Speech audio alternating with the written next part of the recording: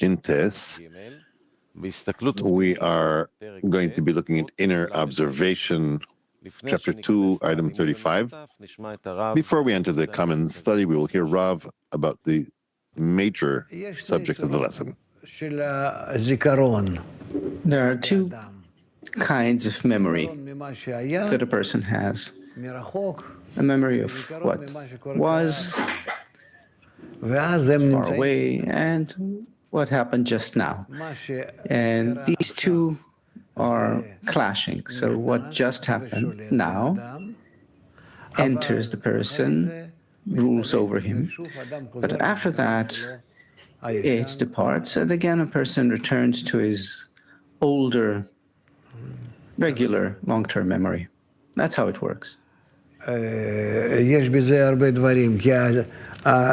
There's a lot to this, because the influence of the descending reflected light, it's not according to the vessel, it's according to the upper one, the coupling by striking that happens in the upper one. However, the record in the vessel, even though it departs temporarily as tagin on the otiot, on the letters, tags on the letters, it belongs to that vessel, and when it returns, it clothes in its place. For example, the screen rose to a certain level, a certain record is revealed on the way to Pe, right? Here's the Pe and here's the taboo. So it rose to a certain level, and there was a coupling by striking there. So the screen stands here, the Rishimo, the record here, the new record. Then the light comes, and that light illuminates upon the previous state as well. It's called the descending reflected light, because in actuality it is reflected light. But it descends due to the coupling by striking. It's actually comprehensible. As it leaves in its direction of departure, it performs a coupling by striking on all the records on the path, and then it shines, illuminates, creating small, individual, small, discrete partsufim each time. Each one of those becomes like a Pe. And this is the goof. These individual partsufim faces, it's to feel where I was and what I'm getting rid of. We are studying from Tes, Volume 1, Part 4. We are item 265. We're in inner observation 35. Now we're going to watch Rabash.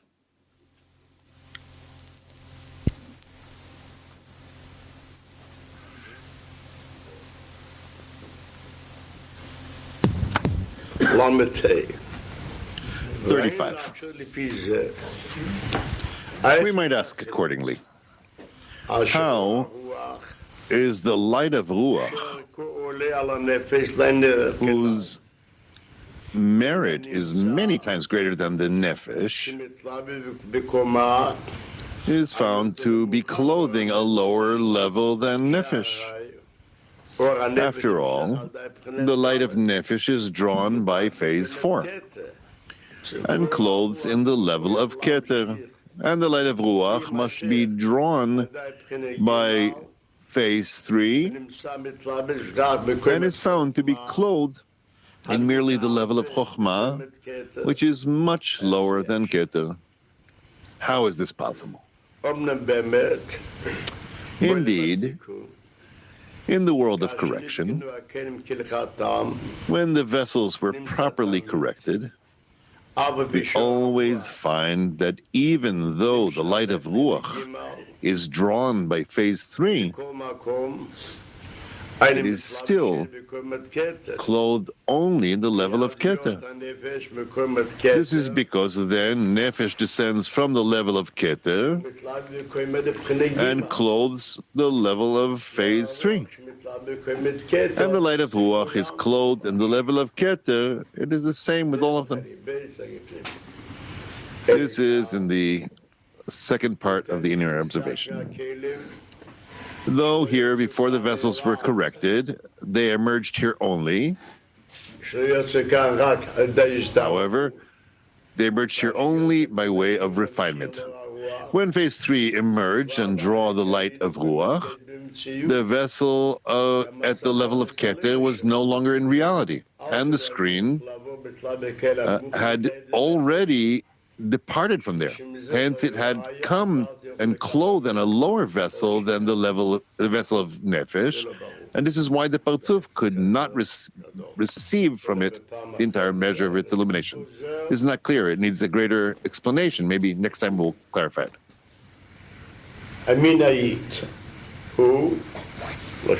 We'll see. Now we will start with the 10th reflected light it makes an impression on us. Okay. Reflected light 10 is, well, let's start. 36. The 10th kind of the reflected light, descending from the 4 levels that emerge in the refinement of the screen, from the place of the coupling down into the vessel below it, which is empty of light.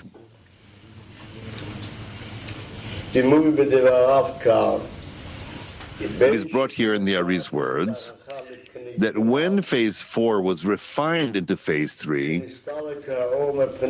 the light departed from phase 4, the level of Keter disappeared, and the coupling was done on phase 3, and the level of Chokhmah emerged. At that time, the reflected light descends from the illumination of the coupling in phase 3 and comes into the vessel of phase 4, which is empty of her own light. Also, when the place of the coupling departed from phase 3 and rose to phase 2, and phase 3 was emptied of her own light, the illumination of the coupling descended from phase 2 into the empty vessel of phase 3. Similarly, we usually studied here about the descending reflected light, so we'll read this now. So what we learn, 2 flaws in the reflected light. It comes from the refinement of the screen, which is judgment. Here it's talking about 2 points. Here he's talking about the coupling that was in the Rosh. He talked of Malchut. And here below in Malchut, that it's coming down below. Below Malchut. So what is he speaking of there? 37. This reflected light has 2 flaws. 1, it comes from the coupling that is done during the refinement. For this reason, that level is generally considered reflected light and judgment. And in the 8th kind of reflected light, this is called the light of Nekudot, as we learned. The second flaw is it is being extended from the phase below the taboo, meaning when the screen was refined to phase 3, Malchut of the Rosh rose to the Chotem, which was then regarded as the Peh of the Rosh. From there, the light descends and expands from above downward into the Guf, reaching phase 3 of the Guf, which is now regarded as the phase of Malchut of the Rosh, called Tabur. Also, when it was refined into phase 2 of the Guf is regarded as the phase of Tabur, similarly. Thus, the reflected light descending from the illumination of the coupling of phase 3 from the Guf to phase 4 of the Guf is regarded as reaching below the Tabur. It has already been explained that this reflected light is the quality of posterior and judgment. We learned a rule that even the Partzuf that rose from Rosh and illuminates below Tabur, what is below the Tabur? He says, I don't want to receive. It's called the light of posterior, that illuminates only in the light of Chasadim with the illumination of Chokhmah. It turns out that he turns mostly to the reflected light. There are two discernments, one that comes from Nikudot, called reflected light, and the second that comes from the place of Tabul and below, which is the light of the reflected light, only the illumination of Chokhmah over there. This is the 10th part of the 10th part.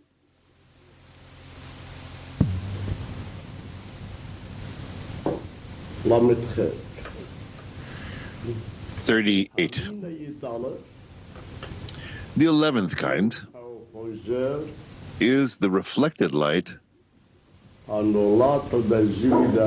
born by the coupling, by striking of the record, and the descending reflected light on one another, brought in the words of the Ari here, and is called their fourth light. This is because the record and the reflected light naturally disagree and strike each other. As a result, sparks emerged from the above-mentioned descending reflected light and came into the empty vessel below the place of the coupling. Earlier we learned that the new level that emerges, called Nekudot, and the light of this light of Nekudot, he said that we should discern there the light that comes from below, from the place of the coupling, called below the Tabul. Below the Tabul, it's called the 10 Sefirot of Siyuma, of the ending. And what is the Siyuma? That he does not want to receive, only wants the reflected light. But what does he have there? That the illumination of Chokhmah also, as we learned. What else did he say? That there are two flaws. One called the light of, two faults. One called the light of Nekudot, in which the first fault is called the light of mercy, or Rachamim, and the matter of Ta'amim, the flavors. So he says that there's a light that reflects, a reflected light that is born through the coupling of striking of the record that remains in the vessel, and the reflected descending light, called the fourth light. We learned that Malchut ascended to Yesod, called phase 3, and on the vessel of Malchut, which is an empty vessel that has no light, since it departed from her. However, the record from the light of Keter remained there that was there before. The light of Keter, direct light, the light of Rachamim, of mercy. And she rose to illuminate inside the discernment of the reflected light. So he doesn't want to receive it, this Kli. And from this record that has within her, do not receive. But there is a value in the light that just came now. It's only a record. And the next light that comes is the actual light. Therefore, there's a rule: when there are two contradicting things, this is called in spirituality a striking. And he says, and he teaches here, that the new light that comes is more important. Therefore, it overcomes, and the sparks fall from phase 3 to phase 4. This he describes as reflected light of the 11th kind. The reflected light of the 12th kind.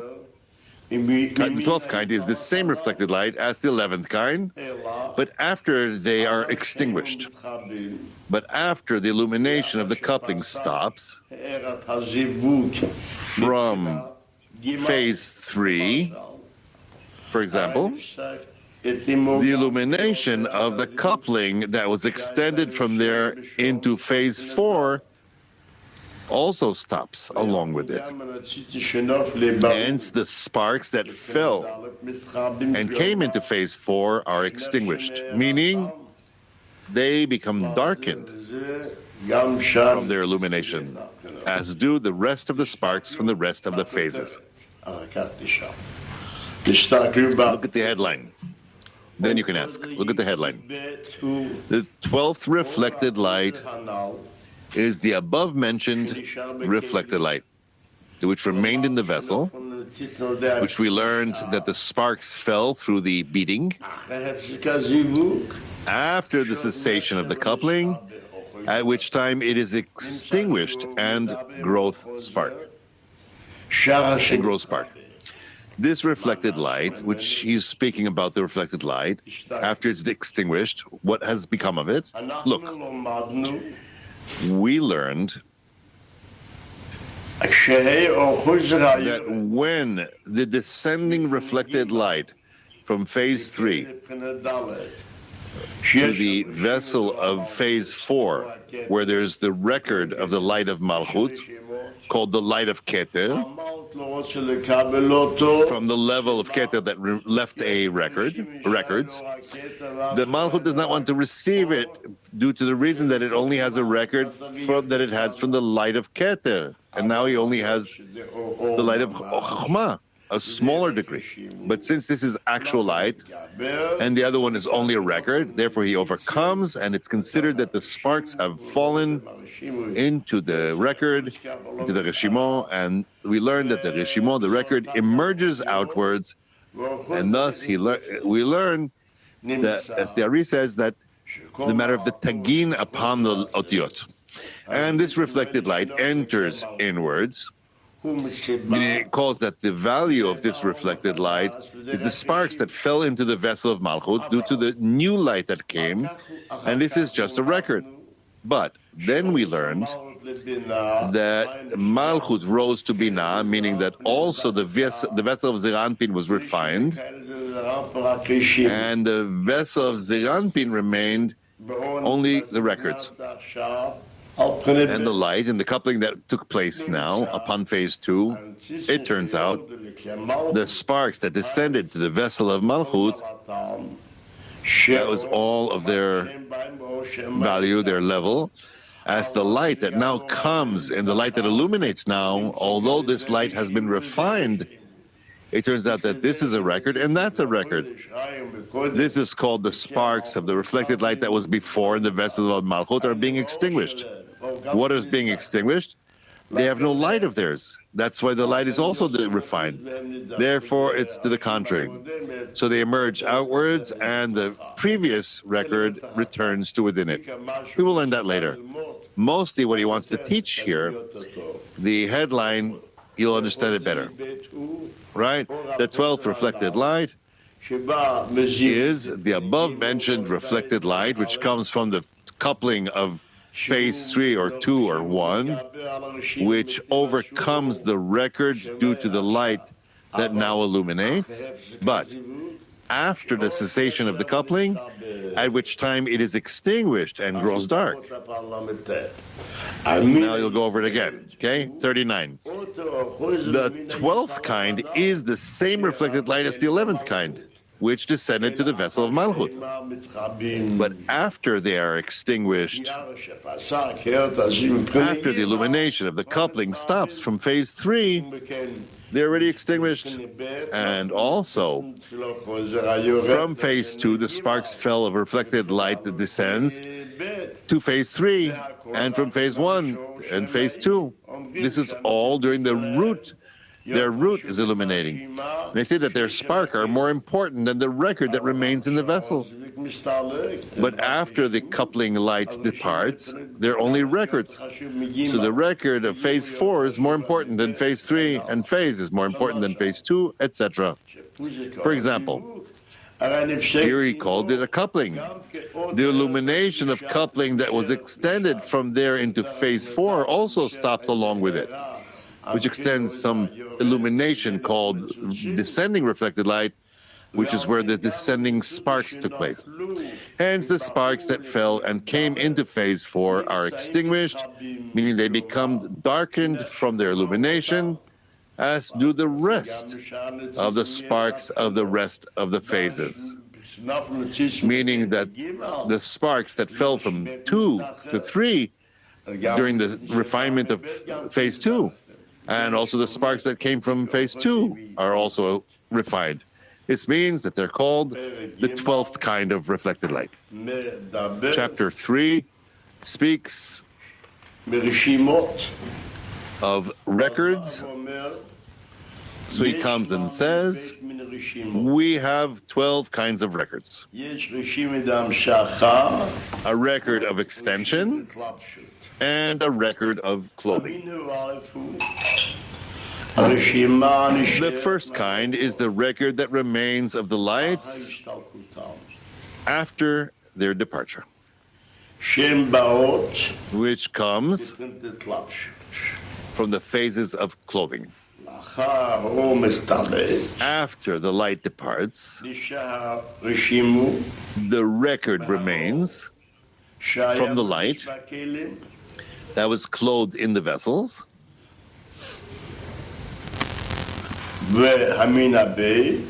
The second kind is the record that remains of the lights after their departure. Only what?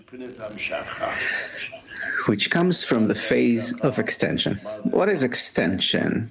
What is clothing? It means that you already know that the greatness of the level is measured by the level of coarseness in the screen, where the coarser with the screen can use greater vessels of perception,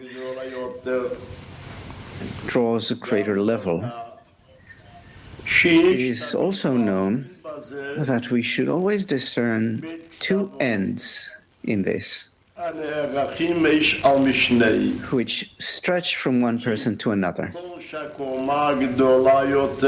It is so because the greater the level, the farther are the ends. The greater level necessitates a greater coarseness in the screen.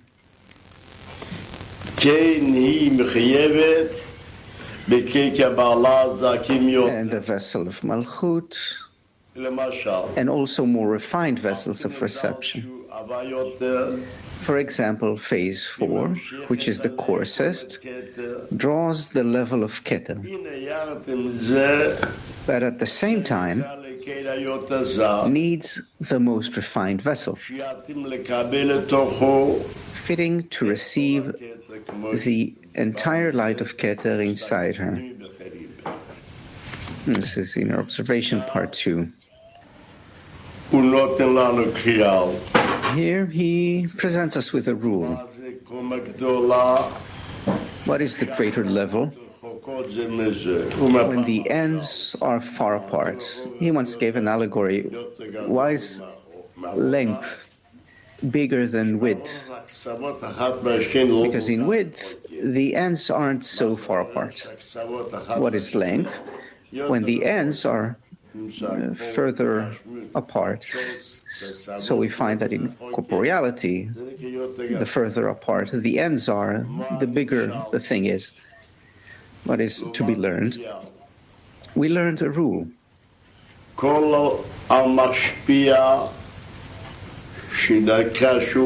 Bestowing means that one bestows light to the lower one, bestowing to one who is more coarse. If there is a bigger desire, he receives a greater degree. But we must remember that in Kedusha, in holiness, we use the big desire only according to the screen's ability to aim in order to bestow. So we find that if the screen is of the fourth phase, with coarseness vessels, the biggest will to receive, it draws the greatest degree. This will to receive is called a great lack. This requires some thought. He comes and says that each degree is divided. As we learned in the four phases of direct light, and so we always discern that Malchut of direct light is called the greatest will to receive. And the third phase, it's far from Malchut, less coarseness, and all the way up to Keter, which is the purest, most refined. Its desire is to bestow, it wants nothing. Thus, while Malchut extends the greatest degree, the greatest coarseness, it should contain the light, the most refined vessel, where we say that there is some distance between Keter and Malchut. If so, he discerns here. If so, what do we see? That we can discern 10 Sefirot in the vessel of extension. This is the bigger part, the coarser part, and this is the more refined part. I'll give you an example. By this example, it's difficult to understand what we learned in item 35. So we learned in the first coupling, in the first Partzuf that emerged after the restriction, which is called Rosh of Ak, we learned that he gives us a description where then the light of Nefesh came to the vessel of Malchut. So Malchut was, although Malchut cannot receive anything but Nefesh, Malchut did receive up to Yechidah of Nefesh, which is her discernment, her aspect. Zeranpin is more refined. He received Ruach. He received up to Chaya of Ruach, according to the rule that they all emerge in the discernment of Nefesh. So what is added? The lights according to the value of the vessels. So he has 4 vessels, and therefore he received up to Chaya of Ruach. The second phase, the second discernment, is more refined. He received the light of Neshama. And since Neshama emerged in Nefesh, it passed through only 3 vessels, Keter, Chokhmah, Binah, and so he has Neshama of Neshama.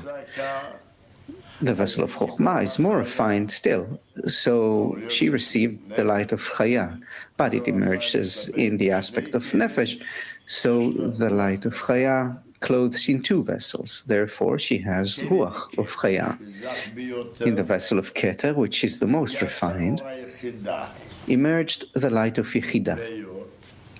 And seeing as she only has 1 vessel of Yechidah, Nefesh of Yechidah shines there. So again, we find that in the vessel of Keter, the vessel of Keter contains the actual light of Yechidah. So why do we learn it this way? Seeing as the light came to Malchut, which is the coarseness level 4,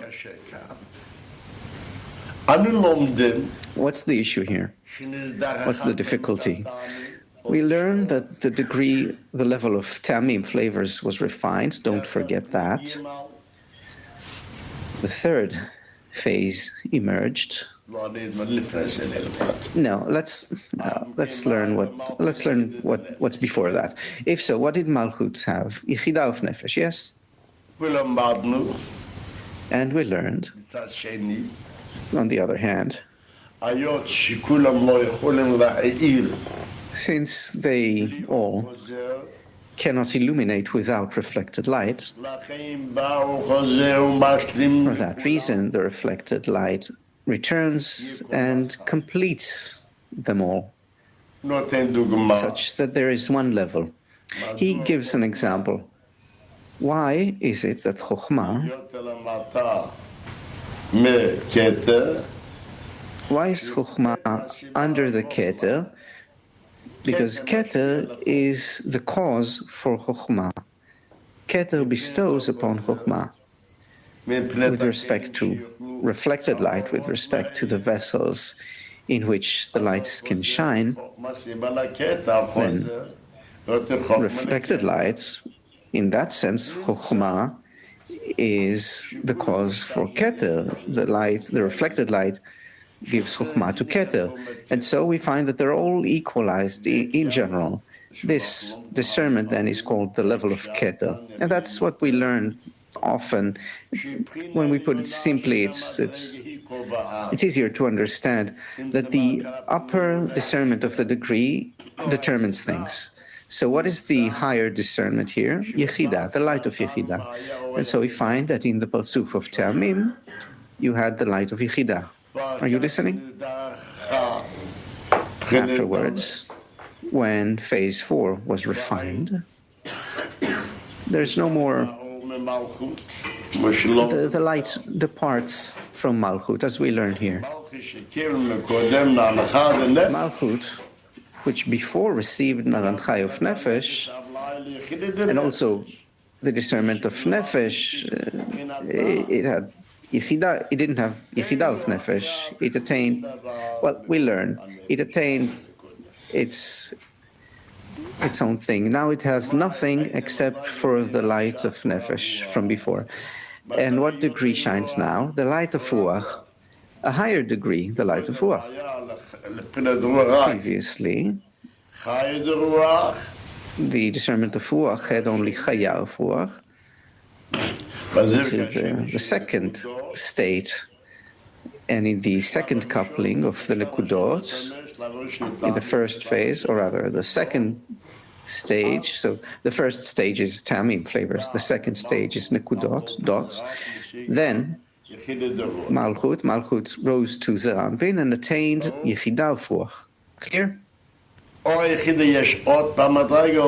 light of Yechidah still exists in the degree or not? If so, how can I say that now I have a greater Ruach than in the previous degree before it was Yechidah? Student, it's not the same Ruach. Rabash. Previously, it was the light of Yechidah. What Yechidah? Yechida, Nefesh of Yechida, student of Keter, Rabash. But now, Ruach, the light of Ruach, but Yechida is gone. So what's the connection? No more Yechida. But now we say that in the degree, right now, Ze'ampin has Yechida of Ruach. Binah now has Chaya of Neshama, and Chokhmah has now attained. Before it was Ruach of Chaya, now it's Neshama of Chaya. If so, the degree is now in Neshama of Chaya, in Chaya of Neshama, in Yechidah of Ruach. But from the light of Yechidah, nothing remains. Accordingly, we see that the previous degree was greater, even though it emerged on the discernment of Malchut, who has only the light of Nefesh. And so this requires clarification, what I asked.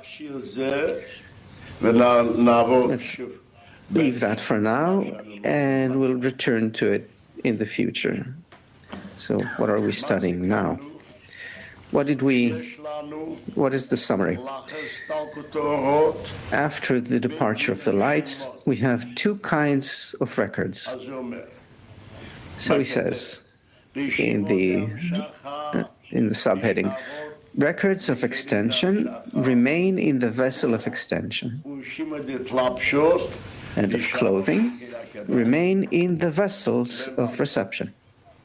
41. Thus, after every departure, we discern two kinds of records.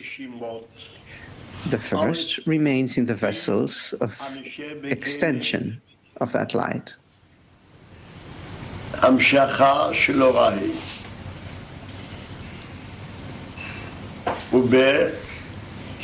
the second is the record that remains in the vessel of reception of that light.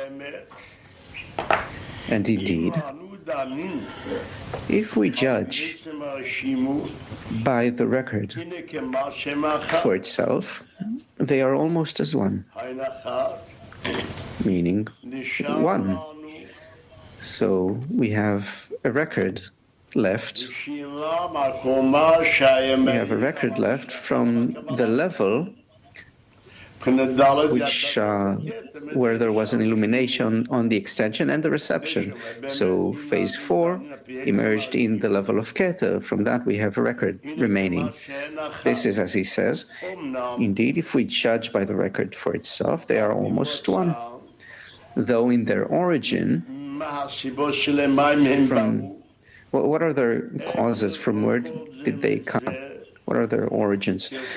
They are as far from one another as the distance of the east from the west. The record of the phase of extension is from the lowest coarseness. The degree that I'm talking about now. Yes, I'm talking about the degree, which is the lowest coarseness there is. So the second degree, which will come after this degree, will be more refined. It won't have the same power of coarseness. What does it mean, it won't have the power of coarseness? It's not in its power to use so much coarseness. Why? Because it cannot overcome as much more. And the record of the phase of reception is from the highest refinement there is. It is so because one is phase 4, the extension, and the other is the root phase. If so, he didn't say anything yet, he just clarified from this one level, deciding upon one record, and indeed only one record remains, and so we discern them according to their origin.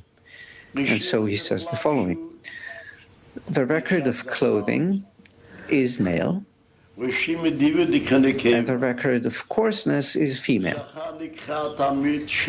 The male is always called perfection, wholeness, no lack. The female, nekeva, is called nekev in Hebrew, a lack, a puncture, a lack. 42. Know that they relate to one another, those two records, as male and female. It is so because, in fact, both have the same level of light. The light, the record that remains, is from the light of one level, meaning light clothed in a properly suited vessel. However, after the light departed from there, and the coarseness in the vessel is regarded as lowliness, as the Ari says in item 18, that great distance between these two records appears.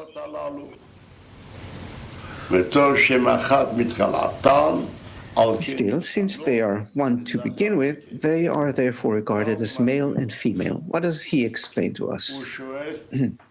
He asks, male, female, it's called one level. They give birth to something, but they are one level. So what are we talking about? Let's say we are talking about the first Partsuf. In Partsuf Galgalta, let's say,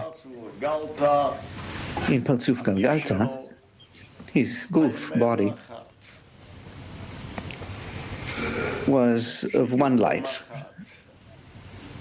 called one level. The light departs, and what we have left is a record from that one light. There were no two lights there, it's all only the light of one level.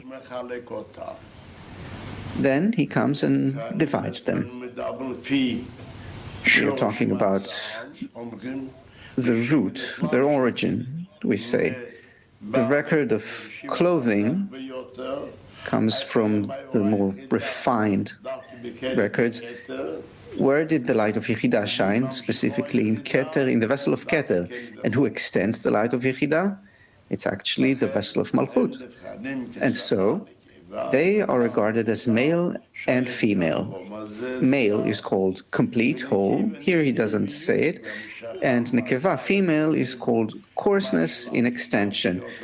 When can we extend something? Or let's put it the other way around. When do we want to extend something? When we lack something. It follows, and he interprets it there. Why are they called male and female?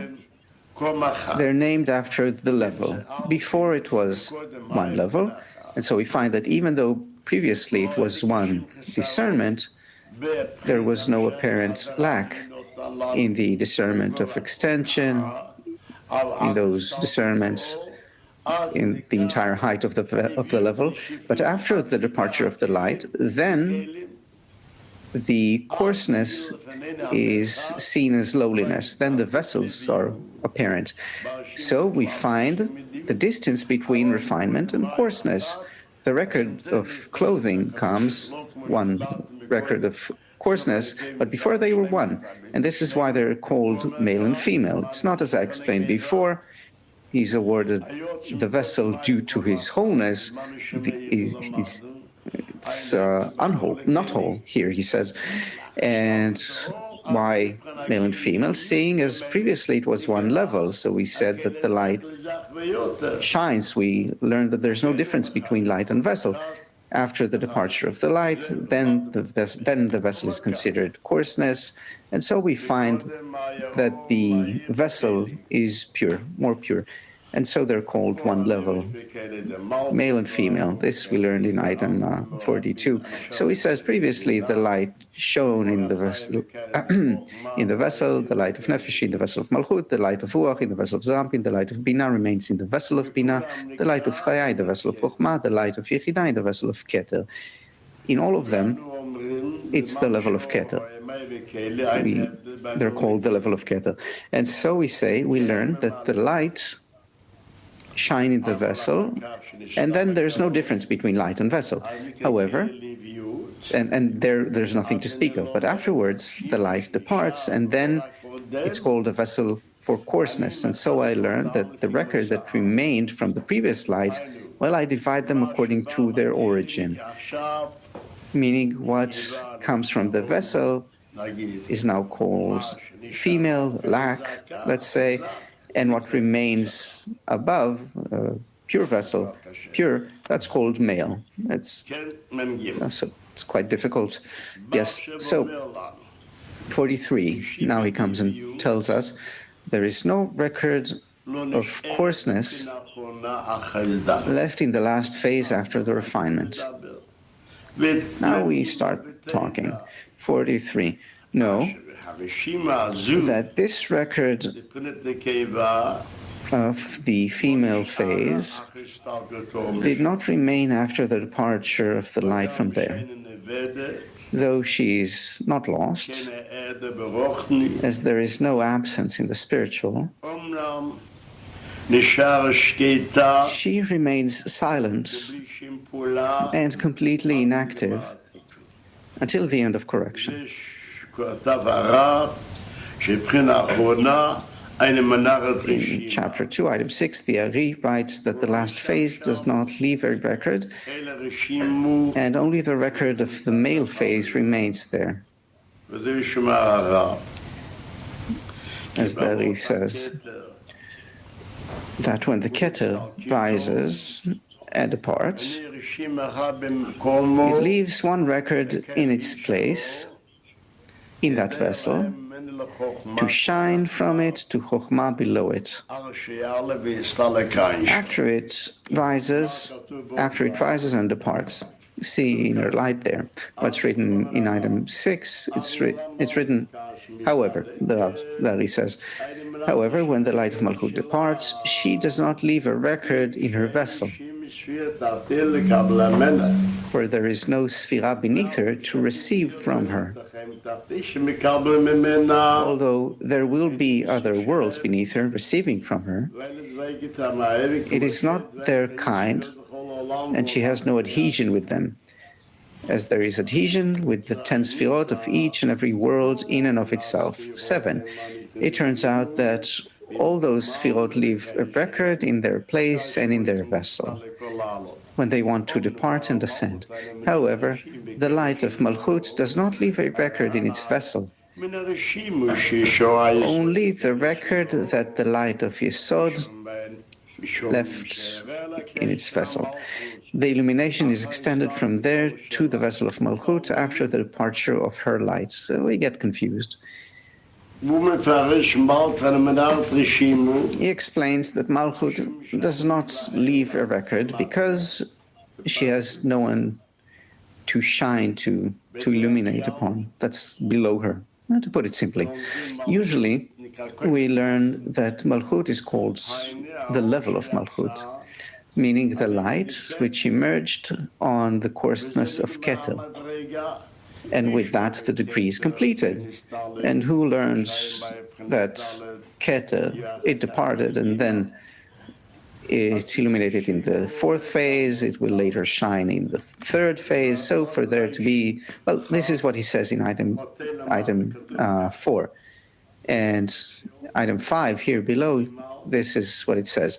Afterwards, when Malchut rose to phase 3, where 10 Sefirot come out on the level of Chokhmah, it is impossible for this light to begin in the Sefirah of Chokhmah. It is so because any expansion of light must begin from the Keter. It therefore needs an illumination of a record of Keter, by which the light becomes adhered and tied to the root by the record. Therefore, when Keter comes to shine upon Malchut, the intention is the level of Keter shines to the level of Chokhmah, and the level of Chokhmah to the level of Binah. Afterwards, it is refined to the coarseness level of Shoresh, in the level of Malchut, and there's no one to illuminate upon below. It's a different degree. If so, what is the meaning of she leaves? Malchut doesn't leave a record. It's a completely different matter. Here we're talking about the level of Malchut. That's why we get confused. One time he says the level of Malchut, meaning that which emerged on the coarseness of roots, of Shoresh, and another time Malchut with respect to the direct light, which receives in order to receive. That is also called Malchut. And at other times we talk about the screen in Malchut of direct light, which means... נעבור לחלק הבא של השיעור.